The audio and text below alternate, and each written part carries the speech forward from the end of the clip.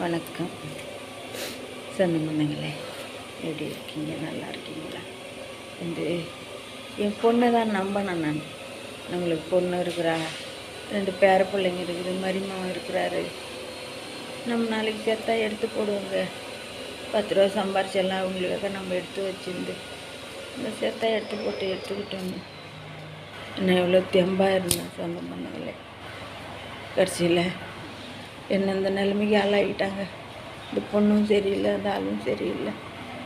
4 வேலையும் 2 பேரால் இந்த பிள்ளைங்க ஹாஸ்டலில் இருக்குதுன்னு சொல்கிறாங்க. என்னால் தாங்க முடியல.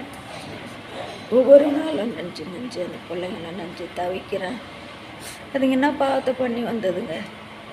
இந்த வயசில் அதுங்க போய் ஹாஸ்டலில் இருந்துக்கின்னு எப்படி சாப்பிடுதுங்க? எப்படி துணி துவச்சி கட்டுதுங்க? கடவுளே, அந்த கடவுள் தான் அந்த பிள்ளைக்கா வந்து பண்ணணும். ஒவ்வொரு நாளைக்கு நினச்சா தூக்கமே வர மாட்டுது எனக்கு. சொந்த பந்தங்களே,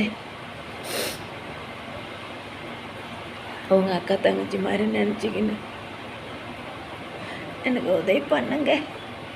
பொண்ணைங்க அதை பார்த்து கண்டுபிடிச்சி கொடுங்க. எனக்கு உங்களுக்கு புண்ணியமாக இருக்கும். எனக்கு எல்லாம் இருந்து உதவி பண்ணுறதுக்கு யாரும் இல்லை.